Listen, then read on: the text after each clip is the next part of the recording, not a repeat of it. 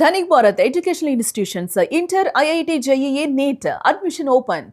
Diesel కొరత వల్ల అటు వరి రైతులు ఆక్వా రైతులు ముఖ్యంగా ఇప్పుడు ఆటో వాళ్ళు చాలా ఇబ్బందులు ఎదుర్కొంటున్నారు. ఇప్పుడు చూసుకోవచ్చు మనం ఉమ్మడి పశ్చిమ గోదావరి జిల్లాలో పలు చోట్లయితే బంకులు అయితే నిలుపుదల చేయడం జరిగింది. ముఖ్యంగా పెట్రోల్ దొరుకుతుంది కానీ ఎక్కడ కూడా డీజిల్ దొరకట్లేదు. దానివల్ల ఆటో వాళ్ళందరూ కూడా చాలా ఇబ్బంది పడుతున్నారు. ముఖ్యంగా వారి జీవనోపాధి అదే కాబట్టి చాలా ఇబ్బందులు ఎదుర్కొంటున్నారని వారు చెప్తున్నారు. ప్రస్తుతం మనం పాలకొల్లో ఉన్న ఒక పెట్రోల్ బంక్ దగ్గర అయితే ఉన్నాం. చూసుకోవచ్చు ఇక్కడ వాహనదారులందరూ కూడా సుమారుగా ఒక మేర అర కిలోమీటర్ మేర అయితే వరకు కూడా వాహనాలు అయితే నిలిచిపోయి ముఖ్యంగా ఆటో వాళ్ళు అందరూ కూడా చాలా ఇబ్బందులు అయితే ఎదుర్కొంటున్నారు. చాలా మంది ఎక్కడెక్కడ నుండో సుమారుగా గంటన్నర 2 గంటల నుండి కూడా ఇక్కడ లైన్లో నిలబెట్టడం అయితే వెహికల్స్ అయితే నిలబెట్టడం జరుగుతుంది. వాహనదారులు అటు ఐసర్లు కానీ లారీలు కానీ ఇవన్నీ కూడా టాటా ఏసీలు అన్నీ కూడా ఎక్కడెక్కడ నుండి అంటే దూర ప్రాంతాల నుండి కూడా చాలా బంకులకి వెళ్ళడం జరిగింది. అక్కడ ఎక్కడ కూడా పెట్రోల్ లేక ఇక్కడికి వచ్చి ఒక పాలకొల్లో ఒక బంకు దగ్గర అయితే డీజిల్ దొరకడంతో ఇక్కడైతే వాహనాలన్నీ కూడా బార్లు తీరాయని చెప్పుకోవచ్చు. చూద్దాం ఒకసారి ఎందుకు ఇంత ఇబ్బందులు ఎదుర్కొంటున్నారు వాహనదారులు, అలా ఏమంటున్నారు బంకు ఓనర్స్ అందరూ వెళ్తే బంకులు ఏమంటున్నారు, ఎన్ని బంకులు తిరిగినా డీజిల్ దొరకలేదని చెప్పి చాలా మంది వాహనదారులు చెప్తున్నారు. వాళ్ళతో మాట్లాడే ప్రయత్నం చేద్దాం, అసలు వారి ఇబ్బందులు ఏంటనేది మనం తెలిసిన ప్రయత్నం చేద్దాం. ప్రస్తుతం మనం పాలకొల్లు ఒక పెట్రోల్ బంక్ దగ్గర ఉన్నాం. ఇప్పుడు ఇక్కడ వాహనదారులు ఉన్న ఆటో డ్రైవర్, ఆయనతో మాట్లాడే ప్రయత్నం చేద్దాం. అన్న నమస్తే అన్న. నమస్తే అన్న, మాది బంటిమిల్ అన్న. బంటిమిల్లి ఏంటి ఏం చెప్తున్నారు, బంకులు అన్ని తిరిగారా మీరు? మొత్తం బంటిమిల్ నుంచి పాలకొల్లు వరకు ఏ పెట్రోల్ బంకులో ఆయిల్ కొట్టాలా, ఇక్కడైనా కొడతారా లేదని వచ్చాం. ఆయన పెట్రోల్ బంక్ ఆయన చెప్పాడు యజమాని, పలానా సాటికల్లు అక్కడ ఆయిల్ కొడుతున్నారని. దాదాపు మొత్తం అన్ని పెట్రోల్ బంకులు ఒక్కళ్ళు కూడా కొట్టలే. ఏమంటున్నారు అంటే దేనివల్ల ఆయిల్ లేదు, ఆయిల్ లేదు అంతే. ఆయిల్ ఉంది, ఆయిల్ ఏరు డబ్బాలు కొడతామని చూసాం, కానీ కొందరు కొడుతున్నారు. ఎవరైనా పెద్దలు ఫోన్ చేస్తే ఆయిల్ కొడుతున్నారు, లేకపోతే అసలు ఆయిల్ ఆటో డ్రైవర్ కంటే అసలు కొడతలే. లేదు, ఎవరికి ఆయిల్ కొడతలే. బ్లాక్ ముచ్చల వల్ల 150 రూపాయలు అండి లీటరు. అని ఇప్పుడు చూసుకుంటే అన్న మీకు ఏంటంటే ఆటో ఫీల్డ్ లో ఉన్నారు, దీన్ని నమ్ముకుని నడుస్తున్నారు. మరి ఇది నిజంగా డీజిల్ కొరత వల్ల ఆటో ఫీల్డ్ మొత్తం ఆగిపోయి జీవనోపాధి కూడా చాలా ఇబ్బంది అవుతుంది కదా. మరి మన వాహనదారులు అందరూ ఏమంటారు, తినడానికి కూడా కష్టమైపోద్ది. వాళ్ళకి ఏంటన్నా సంపాదించే అనగాలు ఉన్నాయి కనుక పర్వాలేదు. మాలాంటి వాళ్ళకి ఏమవుతుంది, ఒక రోజు వస్తేనే ఆటోకి మా పరిస్థితి తింటాకి, లేకపోతే ఒక రోజు ఆగినా మాకు పరిస్థితులు. ఇప్పటికే ఫ్రీ బస్సులు పెడతాం వల్ల మేము మరీ దిగజారిపోయాం. ఆ ఫ్రీ బస్సులు ఎందుకు పెట్టాడో ఆయనకే తెలవాలి.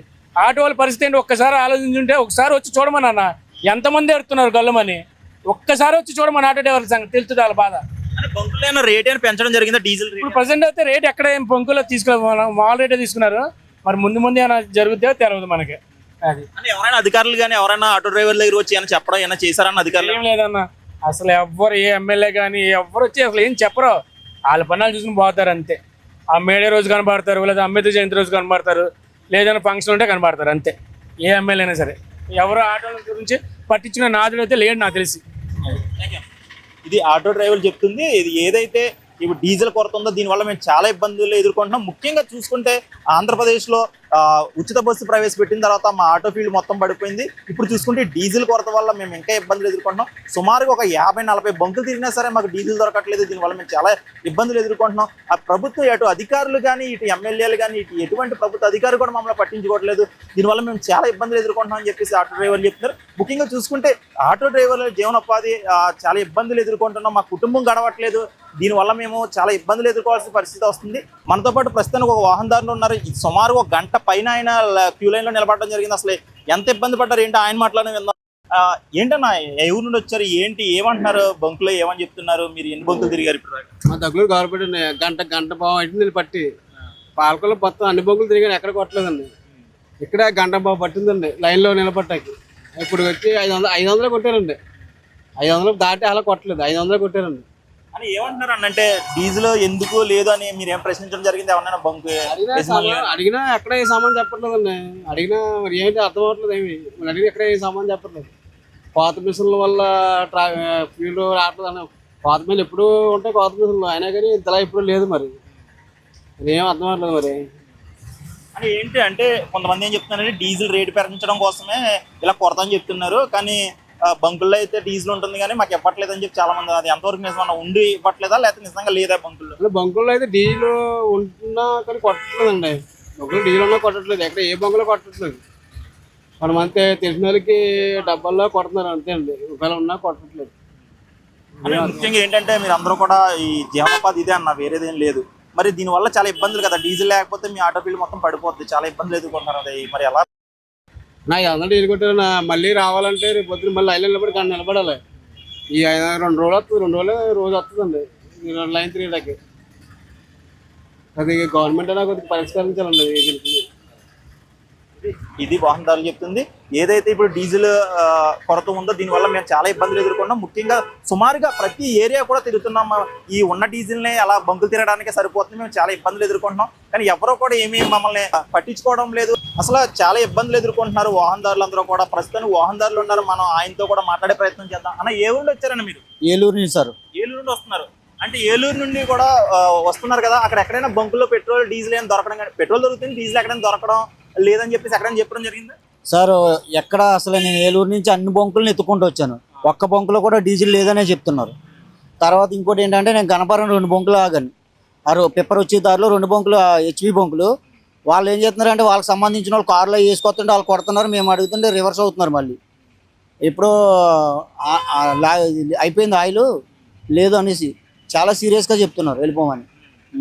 అంటే మీరు ఏ పర్పస్ వచ్చారండి? ఏమైనా కిరాయికి వచ్చారా లేకపోతే డీజిల్ కోసం ఇక్కడ రావడం జరిగింది? నేను మామూలుగా ఏలూరు వెళ్ళాను పని మీద, కిరా కోసం ఇక్కడికి వచ్చాను పాలకొల్లు. ఏలూరు నుంచి ఇక్కడ దాకా ఒక్క బొంకులో కూడా డీజిల్ కొట్టలా. ఏ బొంకులో కూడా లేదనే చెప్తున్నారు డీజిల్.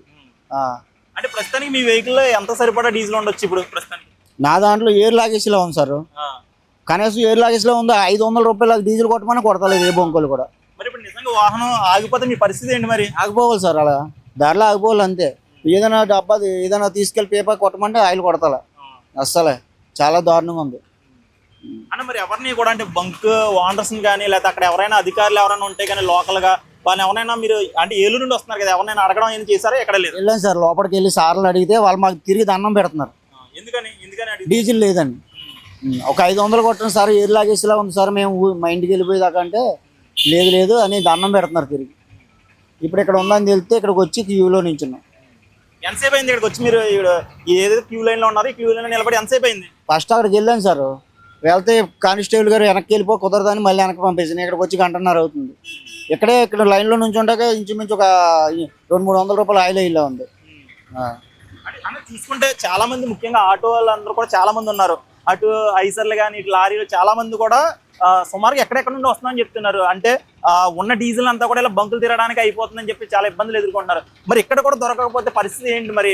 ఎవరినైనా కానీ ఇక్కడ బంకు ఓనర్స్ కానీ ఎవరైనా కానీ అంటే పలానా సమస్య ఉంది దీనివల్లే లేదు అని చెప్పేసి ఎవరైనా వివరించడం జరుగుతుందా, లేకపోతే లేదని మొహమ్మద్ చెప్పేస్తున్నారు? అసలు లేదని చెప్పేస్తున్నారు సార్. డీజిల్ రావాలి అని చెప్తున్నారు అంతే. డీజిల్ లేదు, అయిపోయింది. వాళ్ళకి సంబంధించిన వాళ్ళు ఎవరైనా వస్తే డీజిల్ కొట్టుకుంటున్నారు. అది అలా ఉంది బంకుల వ్యవస్థ. చాలా దారుణంగా ఉందండి. ఇది వాహనదారులు చెప్తుంది. ఏదైతే పాపం ఆయన సుమారుగా ఇంచుమించుగా ఆ ఏలూరు నుండి అయితే ఇక్కడ రావడం జరిగింది. కానీ ఎక్కడ కూడా ఈ మార్గ మధ్యలో ఎక్కడ ఏ బంకు దగ్గరికి వెళ్ళినా సరే ఎక్కడ కూడా డీజిల్ లేదని కటాఖండిగా చెప్పేస్తున్నారు. ముఖ్యంగా కొన్ని బంకుల్లో అయితే ఎవరైతే వాళ్ళకి తెలిసిన వాళ్ళు వస్తున్నారో వాహనాలు వేసుకుని వారి టిన్నుల వాటిలో ఇస్తున్నారు తప్ప మేము ఎంత మొరపెట్టుకున్నా సరే మాకు డీజిల్ ఇవ్వట్లేదు, మేము దీని మీద ఆధారపడి మేము బ్రతుకుతున్నాం, మమ్మల్ని ఇలా ఇబ్బందులు ఎందుకు పెడుతున్నారు అటు బంక్ యజమానులు అధికారులందరూ కూడా అని చెప్పి వాళ్ళు జరుగుతుంది. అసలు ఎందుకు ఇంత కొరత వచ్చింది ఏంటనేది కూడా మాకు వివరించడం జరగట్లేదు. చిరాకు పడుతున్నారో లేదంటే మా దగ్గర లేదు మహాప్రభు అని చెప్పి దండాలు పెడుతున్నారు తప్ప సరైన మాట కూడా ఎవరో చెప్పట్లేదు. మేము చాలా ఇబ్బందులు ఎదుర్కొంటున్నాం.